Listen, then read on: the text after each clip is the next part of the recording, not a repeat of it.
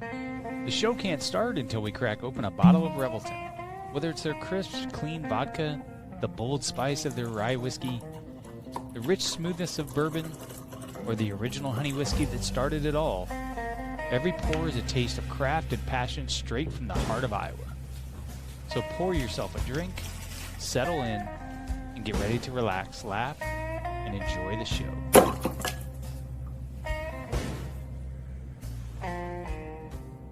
Hey, it's Andrew Downs. I'm proud to support Three Beards Media, and I would love to work with you. If you need merchandise for your company, organization, band, softball team, whatever, I can help. From name brand apparel to promotional items, large orders or small, online stores, and more, I can help your brand stand out. AKC Marketing is local, based in Johnston, and we are an employee-owned business, so our costs are low and our turnaround times are fast. But most importantly, we give you personal service to make sure you get exactly what you're looking for. Email me at andrew@akcmarketing.com or find me on social media, and let's make some cool stuff together. Now sit back and enjoy this Three Beards Media podcast.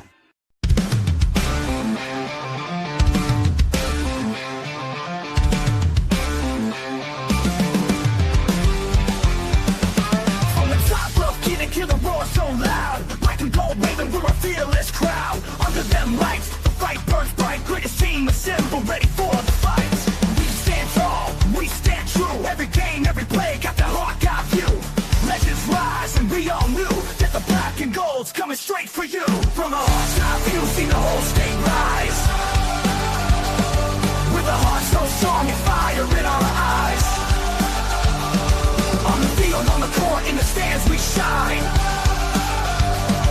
The best in the game, and the state is mine.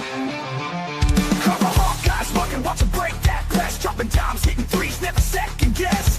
Full court hustle, hear the sneak aside. With the fight in our veins, we red at pride. We stand tall, we stand true. Every game, every play, got the Hawkeye view. Legends rise, and we all knew that the black and gold's coming straight for you. From a Hawkeye view, see the whole state rise. With a heart.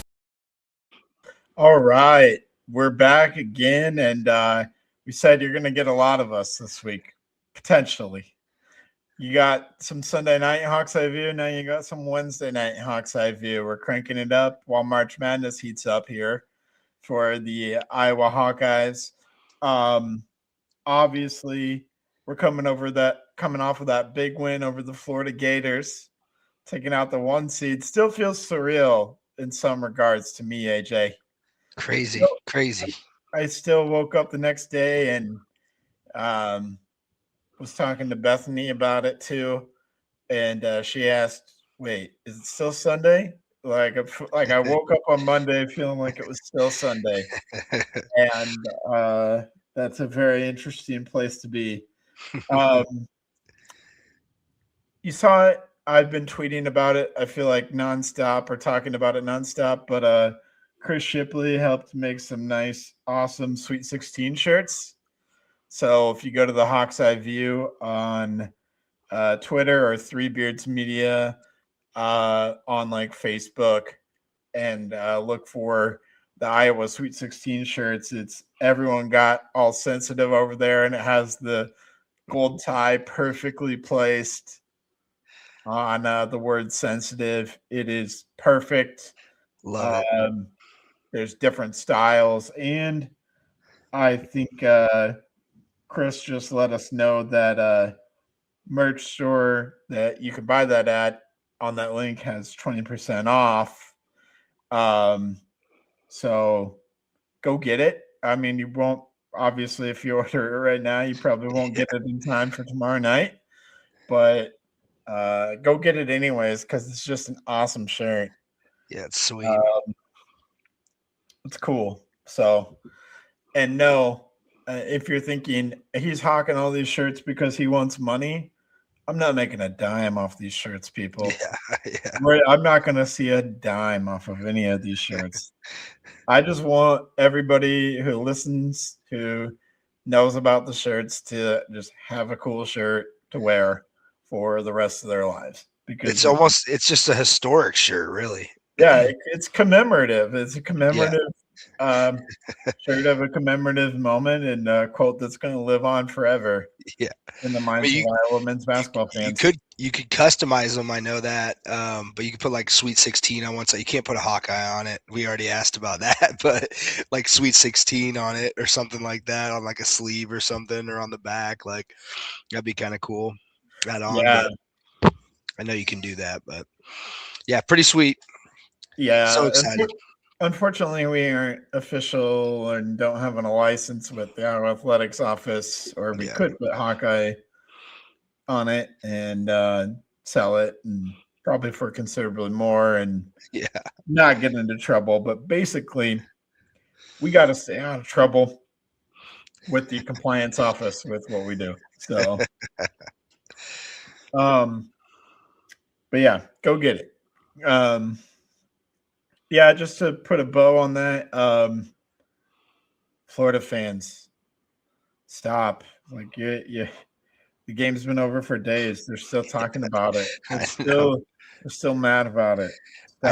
I sat on Twitter probably, I don't know, 2 hours. I probably didn't get to bed till, I mean, we had a little, 30-minute, 45-minute little podcast after the game, till about 10:15. I didn't go to bed until at least midnight. I was just surfing the internet. Oh, Twitter or X, sorry, is just, it's full of just Florida fans mad, Hawkeye fans going at them in the comments. Oh, it was great. It was beautiful.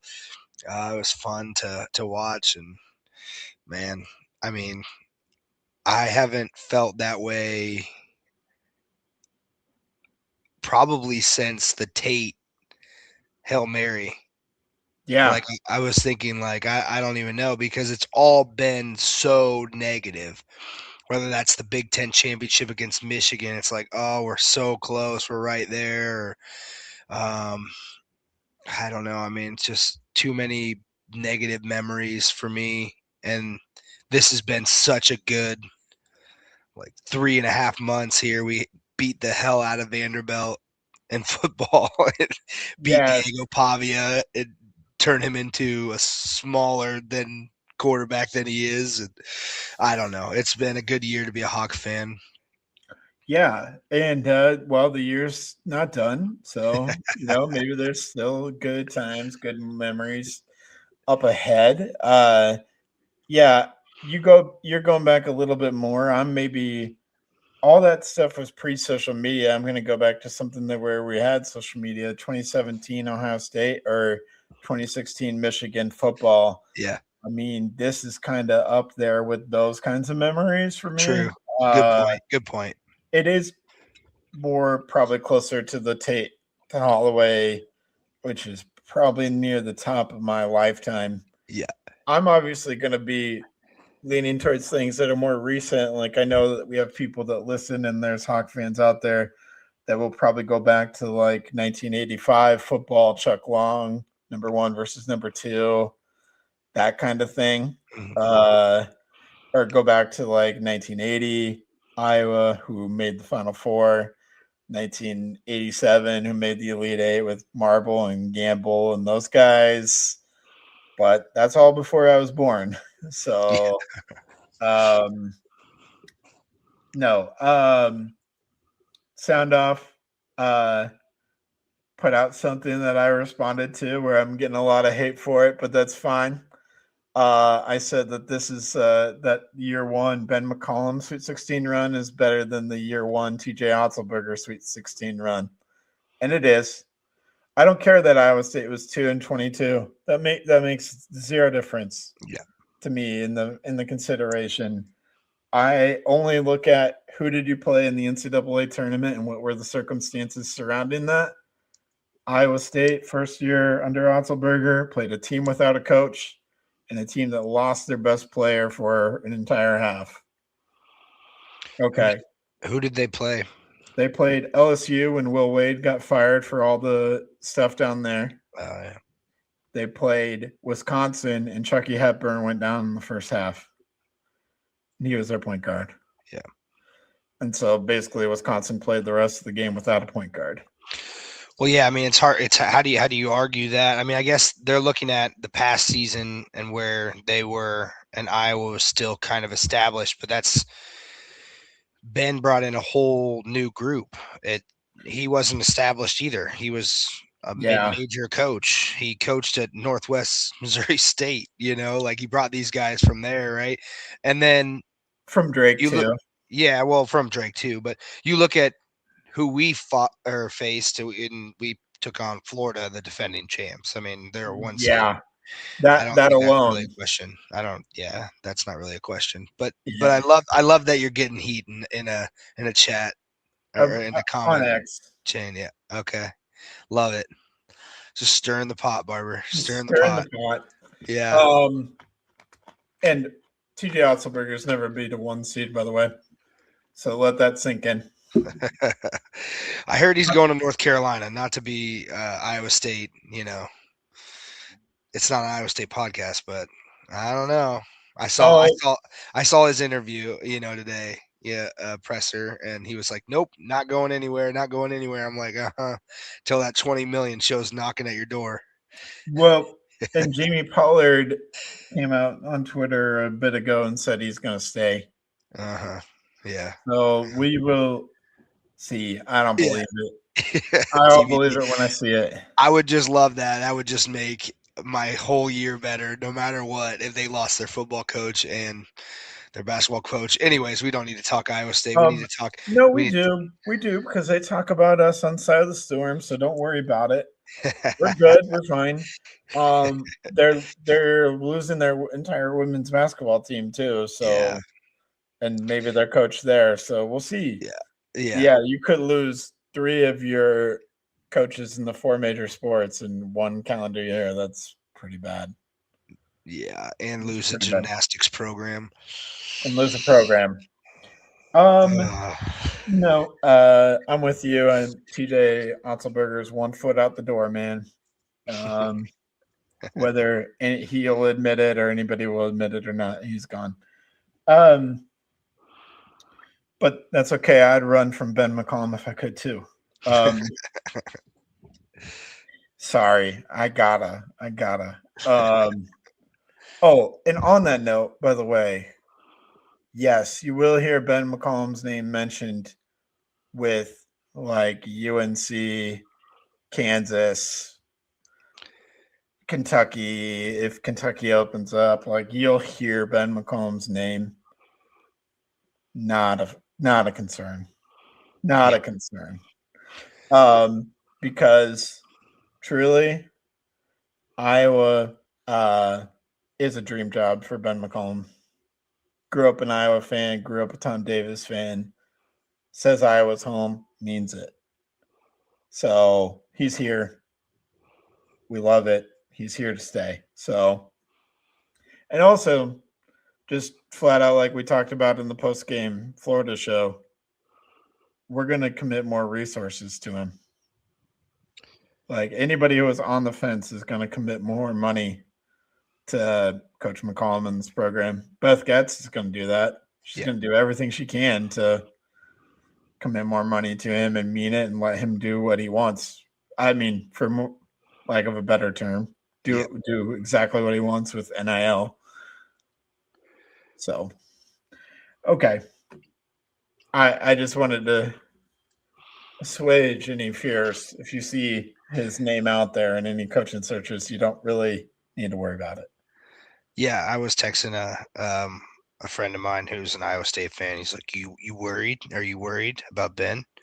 I go, "No, you should be worried, not me. I'm not worried. He just got here, 1, and 2. Have you not seen all these photos of him sitting there with Dr. Tom Davis and sitting in his dad's locker when he was a kid? And come on, no.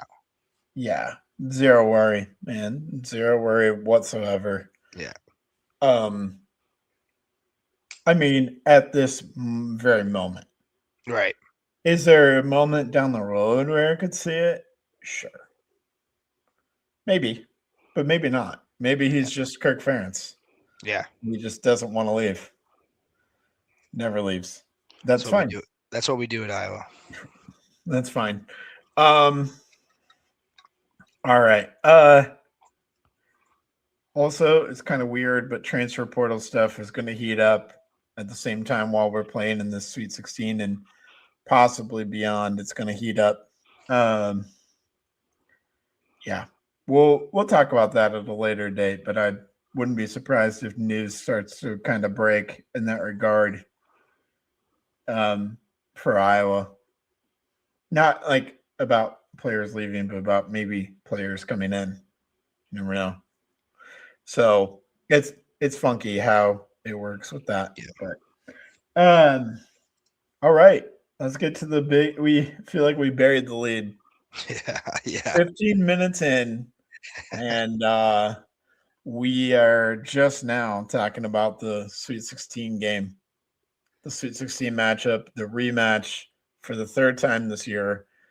Iowa, Nebraska, round 3 in Houston, Texas, tomorrow night, 6:30, TBS. It's gonna be a war. It's gonna be a bloodbath. 1-1 split the season series with each team winning at home. Nebraska winning in overtime the second time. What do you see? How are you feeling going into this one? What do you see going into tomorrow night's game? I've been nervous this whole tournament, so I'm not going to say I'm not nervous. I was looking through Twitter and looking at things. I saw, both games. Obviously, we know we're close, but we actually led in rebounds per game in the series, two game series. So that's positive. Rebounds tell a story a lot of games, I think. For me, it's Bennett Sturts. I mean, we won without him, and we can do that. We showed it against probably definitely one of the best teams in the whole country. But I think this is his game to get going again. We talked about getting 30 from him, and we beat Florida. We didn't need that. So I see it as it's a team performance again. Fulgaris had a great game. Banks obviously blew the roof off the place. Not maybe so much in the second half, but Koch hits the most beautiful 3 I've seen all season from him. A lot of positivity coming out of Koch. I think he's going to play a big role in the game. We're going to need him for sure to step up and hit a couple threes. But if Sturts can just and honestly, that Vanderbilt game, they got Lawrence into foul trouble real early. We're prone to it as well, foul trouble. So I'm hoping the whistles are swallowed a little bit and they let us play that Florida Iowa game we saw where it was really physical. Because we can beat Nebraska. We can out physical Nebraska. They're not that physical of a team. Not like Florida is. So if they allow that to happen, I feel very confident in this Iowa bunch. Yeah. Glad you brought up rebounds. That was especially prevalent in the first time we played them in Iowa City. I think the rebounding was 37-24. Iowa, advantage Iowa. And we had 12 offensive rebounds in that game, which was a huge factor. We also had 12 turnovers in that game. So I'm looking at those two stats in tomorrow's game. That's something to monitor beyond what you said about Bennett Sturts. I think he has to play a little better, definitely just shoot a little bit better from the field, and we'll feel really good. But we got to win rebounds, and we got to play even or better in terms of turnovers with Nebraska, because it was even in Iowa City. We had 12. Both teams had 12 turnovers in Iowa City. And I believe they're pretty low, right, on turnovers in a game. I'm pretty sure. Yeah. I think in the first, maybe the second matchup, they talked about it. It's just the name of the game, especially late in the year like this. Like, you turn the ball over, you lose the game. Yeah. Nebraska turns the ball over 9.7 times per game. which is 30th best in the country. Okay.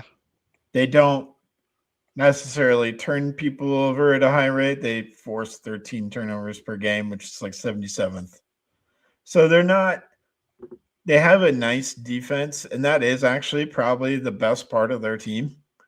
They're 6th in Ken Palm's defensive efficiency. And last time Iowa played them, we had 19 turnovers. But we did some weird things where we worked Sturts off the ball a lot in that game and put Combs on the ball quite a bit. And Combs had if you'll remember, had an incredible game. Yeah. Scoring wise, and basically forced the overtime himself against Nebraska. And so that was really encouraging and got him going. But you'll also remember that Tavion Banks didn't start and didn't play until about 12 minutes into the game for some disciplinary reasons, I think. Mm-hmm. And came in and then was effective in that game, had 7 rebounds and I believe 12 points. But we are going to have Banks presumably starting this time and probably playing more than 26 minutes, pending foul trouble. But he's going to be playing more. And I think that those rebounds, turnovers, you talked about Sturts. I'm going to go with Banks because he's been awesome. Yeah. And we need him to be awesome. He's got to make his free throws, though. Yeah. That was kind of a killer in the Florida game. Yeah. When we could have lost the game very easily because of that reason. We've known this, though, that the free throw shooting is kind of a problem for Iowa. But, yeah, absolutely, it'd be nice to be good on our free throw. I would like to see his free throw percentage since, he hit, 31 in a row? Is that what it was? Yeah. Well, something like that. Yeah, I can't quite grab that off the top of my head. Yeah. But I definitely don't think he has been as efficient from the free throw line for sure. But we definitely need him to make his free throws. He's shooting a respectable 79% on the year. So it's Manya who struggles with the free throws. Yeah. A lot. But since kind of that streak there that he had going on, it's interesting. Let's see. Yeah. Since kind of that streak, 2 for 3, 5 for 7, 3 for 5, 4 for 4, 4 for 5, 2 for 2, 2 for 3, 3 for 4 against Nebraska. You're looking at the Florida game, kind of an outlier, 5 for 10. Okay. Actually, he has some other 50% games, but those are like 2 for 4, 1 for 2, Mm-hmm. 2 for 5 in a non-conference game against Xavier that we won convincingly, right? Mm-hmm. So I would say if he shoots 10 free throws again, he's probably going to make more than 5. Yeah. More than 5. I'm sure he's been working on it all week too. Yeah. And some of that is just like back to back, or not back to back, but one day's rest. Yeah. But as a team, collectively, free throws were a little rough in that Florida game. Yeah. So, Nebraska, though, that's another advantage for us too, is we can hit them on the boards, specifically when we're on offense. We can hit them because they don't play a lot of bigs. Yeah. They play Mast and Buchtenschel, and that's really the two guys that they want to play in those big spots the whole game. And if either of those guys are in foul trouble, then they're kind of stuck, and they're playing a little bit of small ball. They play that no middle defense. Don't know if fans are familiar with that concept. I mean, it's just like what it sounds. They're trying to keep you on the sides and out of the middle. They're trying to force you to one side, the right or the left, and keep you there. And the first time Iowa played, we did a pretty good job of making them move around.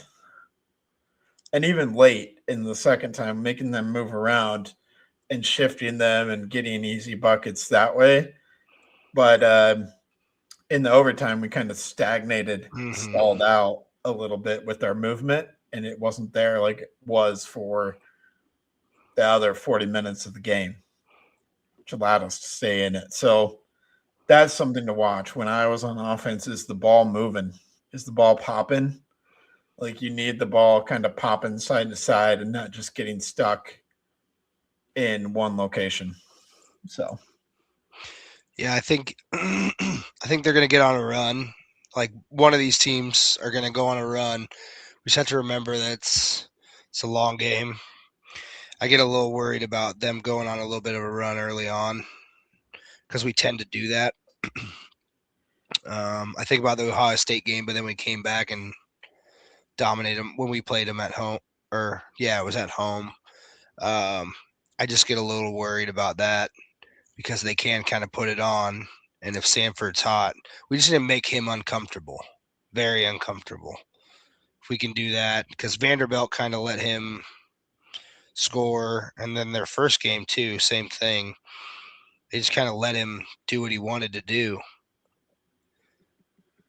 We just can't allow that. Yeah. And we did an awesome job with that the first time. Specifically Sturts. Yeah. And I think we could obviously see a pretty similar game plan this time. That second time, I mean, I don't really think that I got to look and see what Price had for points the last time we played. I'm looking at it right now, I swear. Maybe not. I'm getting the advanced stats, but give me 1 second. He had 15. 15. Yeah, he had 15 the second time and 11 the first time. He took 13 shots the second time to get 15 points. So Hoiberg had 15, Mast had 14. Cale Jacobson had 15, and that guy was actually the one who really killed us in the overtime, actually. Yeah. And I mean, they have a lot of guys, right? Like Frager, Jacobson, and they don't want to go beyond that. That's kind of their two guys off the bench, and they don't really go beyond that. So, like, it's Lawrence, Hoiberg, Sanford, Mast, Buchanan, Gel, Jacobson, Frager. And Frager's the guy who was kind of the hero against Vanderbilt for Nebraska. So he's someone to be aware of. And that's their thing on offense too, is they really space you out and they want to shoot quite a few threes and almost live and die by that. Almost. Like if they're not particularly hot from three, they're going to have a tough night offensively. And more often than not, going to lose. Yeah. And that's the type of teams, one, that either get knocked out early or make deep runs, I feel like. You find out it's not your night, and then you got to change up everything that you've been doing all season. It's kind of difficult to do that, especially against an Iowa team. So my hope is they come out, one, our defense is on fire, turn them over early, get ahead, keep the lead, move on, wipe our hands of Nebraska again, and take on what I think is most likely going to be Houston in Houston. If we see Illinois, that would be another crazy rematch. I mean, not looking ahead too much, just thinking. But what a game! This is going to be awesome. I'm going to have it absolutely blasting as loud as I possibly can in my basement here, and just enjoy every moment of it. A Sweet 16 doesn't come very often. Everyone's striving to get themselves at least to this point, unless you're the Blue Bloods, I guess. I mean, obviously we want to get to the national championship. We want to win the national championship, but when you're a program that's just kind of starting to get its legs back, this is where you want to be and have a chance to get to that national championship and keep making a run. So I'm excited. Me too. Well put. Prediction time. First and foremost, I think the pressure is on Nebraska in this game. Don't get me wrong. There's plenty of pressure for Iowa too, because it's the Sweet 16, right? But pressure all on Nebraska because they've clearly never been this far before. Fred Hoiberg has been this far before, but it's been a long time. Yep. And just in general, Nebraska athletics is desperate to beat Iowa athletics in something that has substance because they haven't done it for the better part of a decade. They're desperate, right? So it's tough for them, right? Like this is going to be very difficult for Nebraska. Yeah. What's the line? The line is 1.5, right? Nebraska's favored by 1.5. Teetering on 1.5, 2.5. Nebraska favored. So technically, like Iowa's a slight underdog. What's the over under? Great question, buddy. 131.5, which, sounds very much like an Iowa game. Yep. And if we hadn't really gone to that overtime, I mean, we would barely have been above that in Lincoln. Mm-hmm. We hadn't gone to the overtime. Yeah. So, in March Madness, in this kind of a tournament, everything slows down too, and the scoring slows down tremendously. So, I think all these things kind of play advantage Iowa. And like we've talked about Sturtz. I think this is kind of his moment too, to really. Sam Hoiberg's a good defender, and they're going to try to put Sam Hoiberg on Sturtz as much as they can. But I think we're going to see a similar offensive game plan to the first time where Sturtz was able to really hunt guys like Price Sanford and Cale Jacobson and Braden Frager. He was able to hunt those guys, get switched and matched onto them one-on-one, and just go to work. And I think we're going to see a pretty similar game plan where Hoiberg's not going to be spending a lot of time on Sturtz on defense because of the offense that we're going to run. So I'm going to take Iowa to win, and I think it's going to be something like 68-62. Okay. Iowa. I like it. I like the Hawkeyes too. 64-60, 65-62. Let's do 65-62. Okay. I like that. So we're right around 120. Let's do 66-63. So right around that over under mark. Vegas never lies. So they're going to be right there, I'm sure, unless we get to an overtime again. But I think they're on the wrong team. I think they're on the team that's seated higher, is why I think that. And from what I've heard, at least, more of the money is on Nebraska as of right now, in the 60s, I believe, 60 percentile, some 68% or something, from what I heard. So I like it. The money's on Nebraska. Keep it there. That's what we'd like to see. Vegas has had a rough tournament so far. Gives me a little bit more ease going into tomorrow night, knowing that Vegas doesn't want to lose. Right. Yeah. I don't know why that shouldn't make my nerves any better, but it kind of does in a little bit, but. Yeah. I just real quick was looking up Nebraska and their losses. I mean, this is another thing to watch, but in their losses this year, I think they're shooting probably 30% or under from 3 Okay. every time. So if they're right around that 31% mark, that's not a winning form. If you combine that with probably going to get out rebounded, and then who knows on the turnover battle. Yeah. Just from a team stats wise, it's just, is Nebraska shooting the 3 well? If that's a no, if they're getting out rebounded, and if the turnovers are either in Iowa's favor or wash, Nebraska needs 2 of those 3 things to go right to win. Is it the race to 62? Is that what the law of 62, or is that, am I making this up in my head? I mean, I only know of the race to 69, but you tell 69. me Okay. No, maybe you're telling me it's different for postseason. Yeah. Because not all these games hit the 69-point mark in the postseason.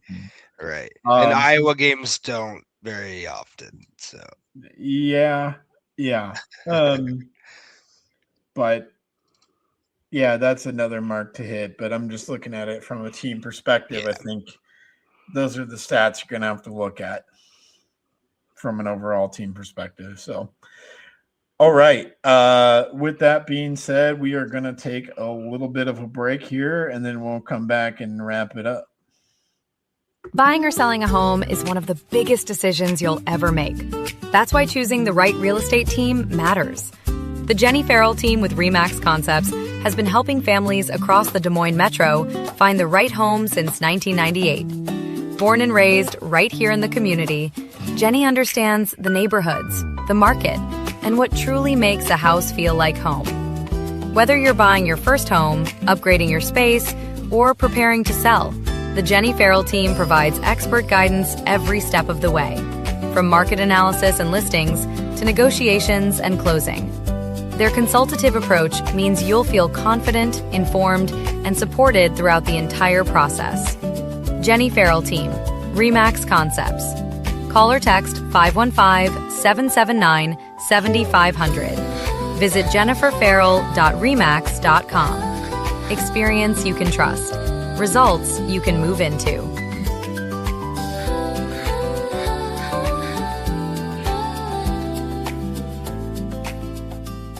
Right here in Iowa, we don't mess around when it comes to food. Creasman Foods is raising the bar on frozen pizza. Bold sauce, loaded toppings, and crust that actually holds up when you grab that second slice. This isn't just another box in the freezer aisle. This is Iowa-made pizza, built on real food service experience and brought straight to your local grocery store. You can find Creasman Foods at Hy-Vee, Fairway, and other local retailers across the state. And if you don't see it, ask for it by name. Because if you're already buying frozen pizza, you might as well buy one that brings serious flavor to the table. Creasman Foods, Iowa-made. Big flavor, no shortcuts. In the heart of Des Moines, one name has stood above the rest: Iowa Beef Steakhouse. Step inside, and you enter a place where tradition still matters, where the atmosphere feels familiar, warm, and unmistakably Iowa. Service isn't rushed. It's personal, attentive, and rooted in genuine care. And before the main event, the freshest start in the city, our signature salad bar, crafted every single day. Then comes the reason people have returned for generations: Iowa beef, hand-seasoned with pride. Guided by flame, forged by heat. This is where flavor becomes legend. Served with the same care it was crafted with, a meal meant to be remembered. And whether the night calls for bold, smooth, or something in between, our bar offers a selection as rich as our history, including the old-fashioned we've become known for: balanced, timeless, unforgettable. And long after the fire cools, the glow of this place stays with you. Iowa Beef Steakhouse, 1201 East Euclid Avenue, Des Moines, Iowa, where Iowa comes for steak, done right. Whether you're buying, selling, or refinancing your home, or if it's simply time to renovate the one you're already living in, you need an experienced mortgage professional to help you analyze your financing options and to make sure the closing goes smoothly. And that's exactly what you get when you call Kyle Lehman at Wintrust Mortgage. Kyle's experience and expertise, coupled with Wintrust's rates and programs, ensures you'll get the mortgage that's right for you. You may even qualify for down payment assistance. Before you reach out to a realtor, call Kyle and get pre-qualified, empowering you to start shopping for the home of your dreams. Call Kyle at 515-473-0546. Kyle Lehman Wintrust Mortgage, 515-473-0546. When you walk into Coach's Kolaches, you might be a little overwhelmed by all the great choices, but do not be overwhelmed by how to say it. What's a colache? Oh, cola cheese? Colache? Kolaches? Kolache? Like the shoes? No, that can't be right. It's kolache, but it don't matter what you call it, as long as you call it good. Start your morning the Coach's Kolaches way. Every single batch is made fresh at sunrise by Coach himself. You can taste the care in every bite. Craving something savory? Go with that branded Texas flavor. Warm, hearty, and packed with down-home goodness. Or maybe you're craving the sweeter life. Then you've got to try the fruit-filled kolaches or those soft, fresh cinnamon rolls that practically melt in your mouth. Got that game day fever? We got just what you need at that tailgate. How's it going, man? Good. Tailgating this weekend. Yeah, what can I get Big you? one. Give me a dozen jalapeno sausages and 6 each of the sausage and bacon. And listen, we all know how good these are, so you better get more than you think. So run, don't walk to Coach's Kolaches, 2777 100th Street in Urbandale, or call ahead for big orders at 515-802-6200. All right, welcome back, and thanks to all of our sponsors. Man, they just keep growing. Maybe we'll be raking in the NIL money soon. Who knows? But probably not. All right. Well, I don't want to just end this podcast on a sour note. We'll try to do our best. We'll try to provide some optimism, but it's hard after losing at home to Virginia in devastating fashion. And you want to talk about free throws. Yeah. AJ, that was 100% the Achilles heel, especially for a Chit Chat Right. Yeah. It's been so awesome all year to go 2 for 4 at the end of the first overtime, which, granted, shouldn't even be in this scenario, probably. But getting a flagrant foul called on Virginia and then getting the ball back and getting fouled again and going 2 for 4 and then allowing Virginia to make a bucket, which forces a double overtime and then losing in double overtime. That's a tough blow. Yeah. So it's hard to stomach. No, I was going to say, I think the end of regulation, Chit Chat threw up a 3 at the end of I believe it was the first, or just regular. Regular regulation. time. Yeah. And I think you have to pass that down to Hayden. I think Hayden said something to her too, right? I think there's a couple players that said something to her, like, just get the ball down low. I mean, to me, she wasn't utilized enough late in the game and then into overtime. And then in double overtime, obviously she fouled out. And then at that point, you start to worry completely about all the rest of the game there. And that's when it went downhill. But yeah, that there was multiple opportunities. That one at the end of regulation and then at the end of the first overtime, I thought, oh shit, we're going to get 2 Iowa game winners, like that was my thought. Yeah. Like, oh, this is a perfect weekend for, Iowa basketball. But yeah, just I heard something this morning on KXNO and they said Chit Chat took 22 shots. Now, I didn't confirm that, but I am right now. She went 8 for 22. That's not really her game. That's not that has to be the season high. Hands down. I guess I can look back, but I mean that's way too many shots for her. Hayden took 22. That's a little different. She went 11 for 22 down low, but I mean Stolke gave her all, and you saw it out of her. I mean, what a performance, really. 19 rebounds. She was dominant. It was just really tough to watch. A game that, 1 more 3, Feuerbach, 1 for 7. She just had a really, really bad performance, I think. Addie Deal, she had playing time at the end of the game. I mean, she went 0 for 3, but Stremla 1 for 10 from 3. Yeah, 1 for 10. Yeah, just shooting the ball from 3. I mean, that kills you. Yeah, tough game to watch because it was like, oh, they had it. I mean, they did, and they are the better team. I think that wasn't really a question. With all the fans, all the support, difficult game to watch, really. Yeah, and not to harp on this too much, but women's basketball officiating just continues to be the worst officiating at any level of any sport. 100%. It doesn't matter the level of women's basketball we're talking about. It's bad. It sucks from top to bottom. The reviews were mind-boggling.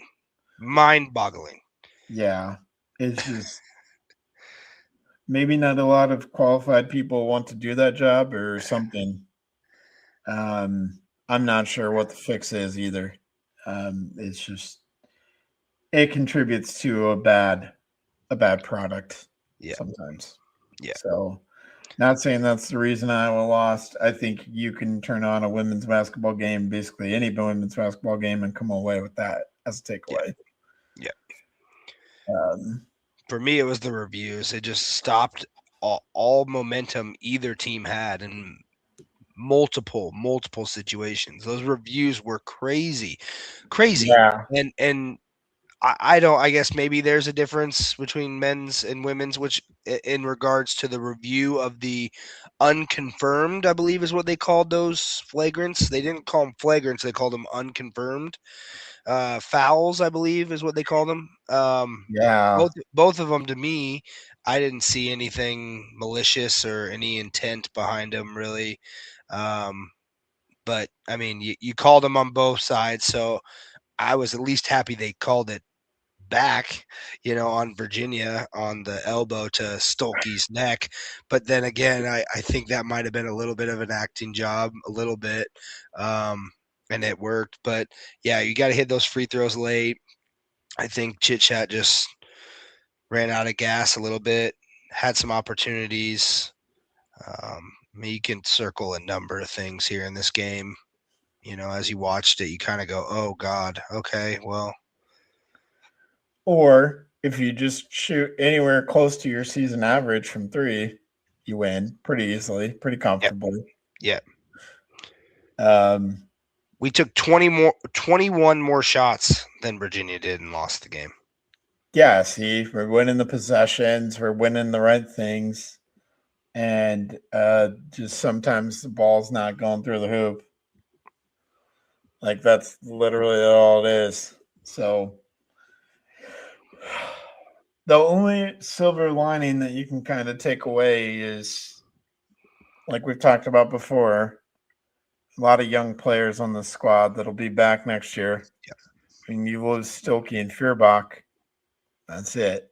Yeah. That's it for the most part. And it's transfer portal season in women's basketball. Like we talked about, Iowa State's entire team is gone. Maybe even Audie Crooks. Yeah. Sounds like she's on the fence too. Yeah. Yeah. Which would leave their roster basically empty. So yeah, it's interesting. It's interesting. You look at this team and they got experience now in the NCAA tournament. They played really well against top Big Ten opponents. other than UCLA, you could say. Yeah, I think this team is destined to be, good again next season. Obviously, we know that. What pieces do we need to fill? Obviously, Stolke.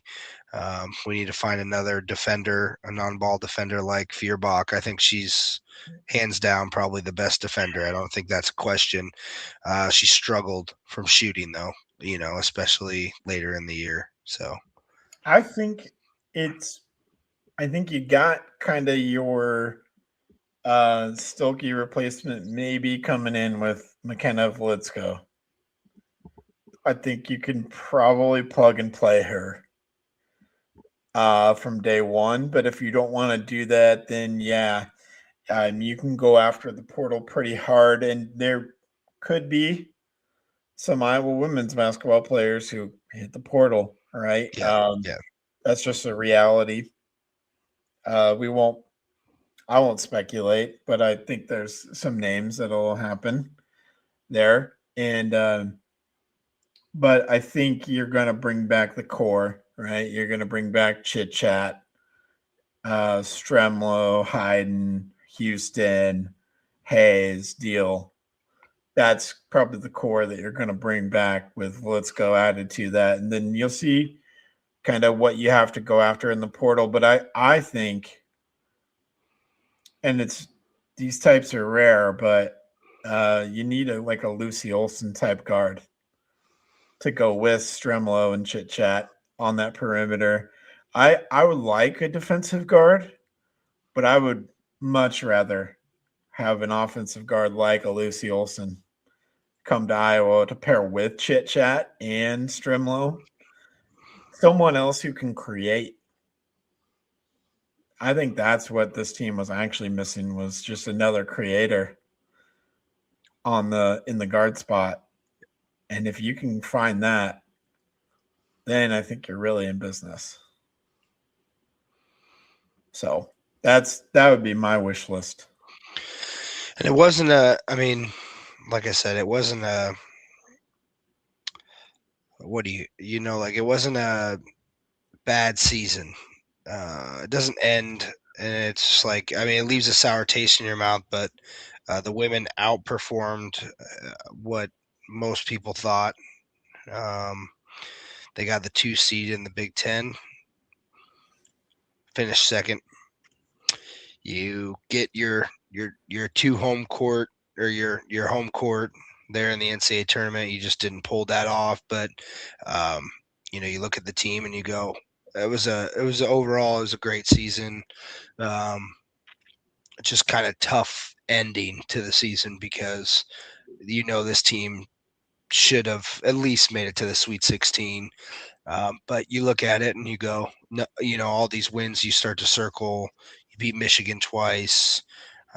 You beat Ohio State.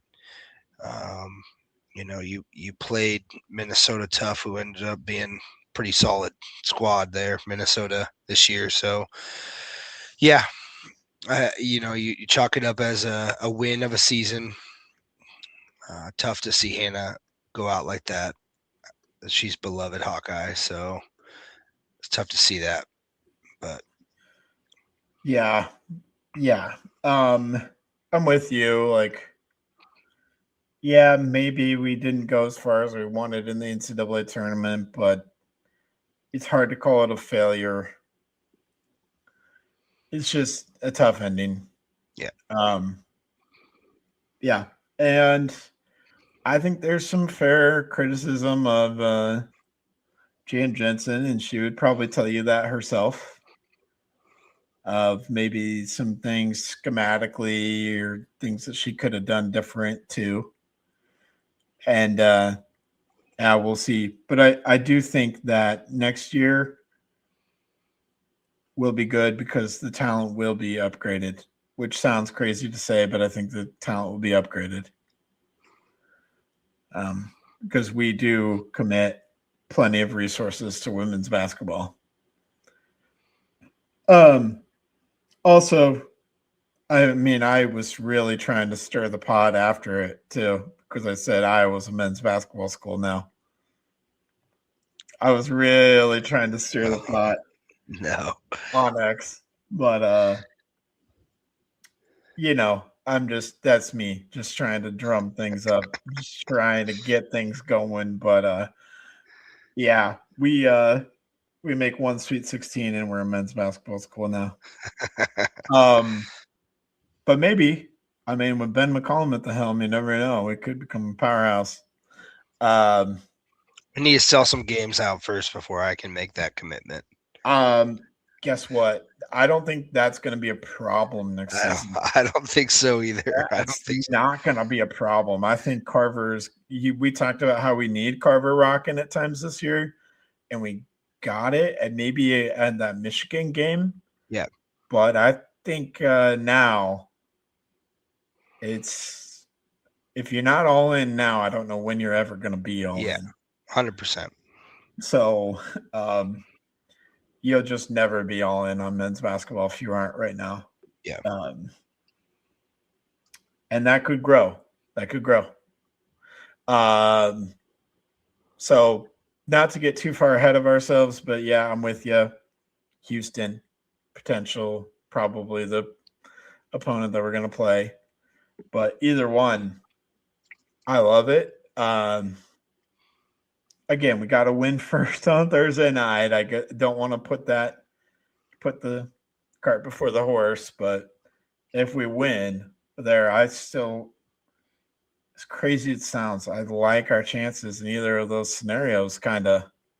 I know Houston's been decimating teams. Houston's really good.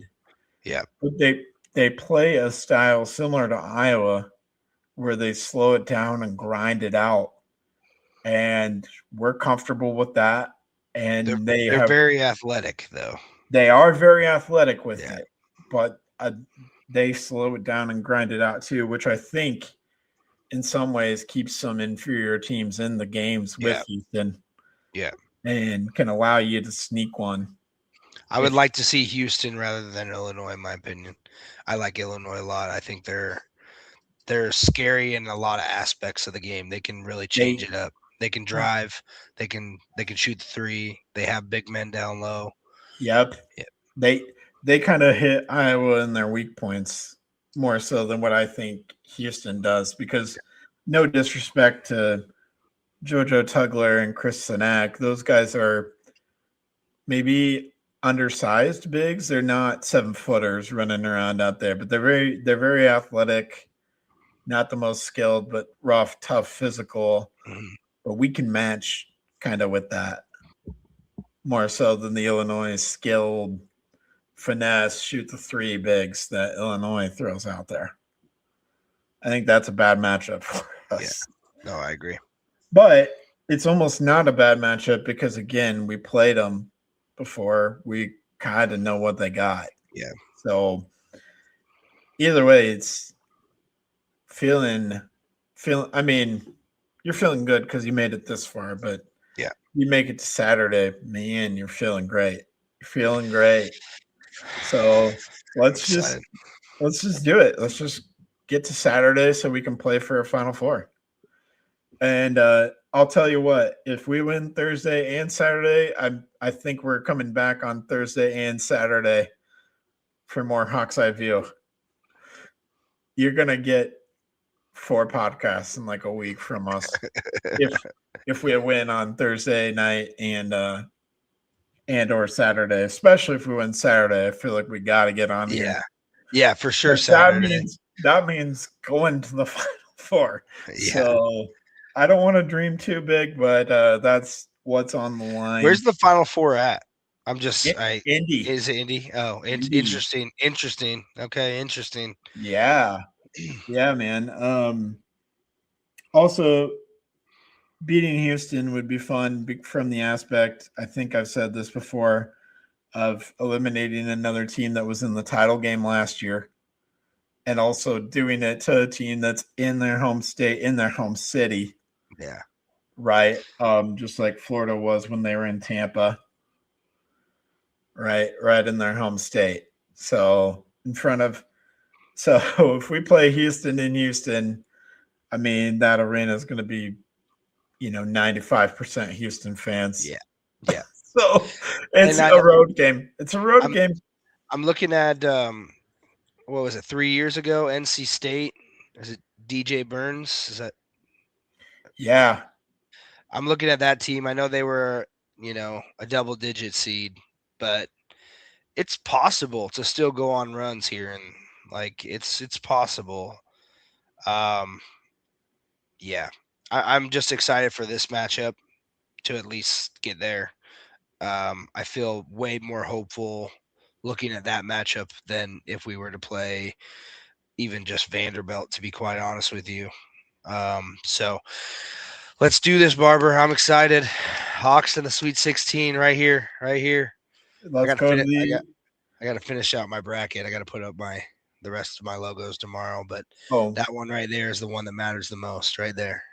Yeah, let's do it. And let's just get ready to advance that logo a couple more times. Let's just do I'll have it printed out as I have this whole bracket. The whole bracket, I've had Iowa printed out the day of, and the day of. So let's do it. Let's go. Let's do it. All right. Tomorrow night, 6:30, lock in. It's going to be a long day tomorrow at work. If you're at work, it's going to be a long one. Just every minute's going to drag on. So be prepared. But, all right. Thank you, everybody. Appreciate you listening, tuning into another episode of the Hawks Eye View. Andrew Barber and AJ Hawksby with you here. And we hope to be back tomorrow night for a little bit to celebrate with you all. Have a great night. Go Hawks. Go Hawks. Go Hawks.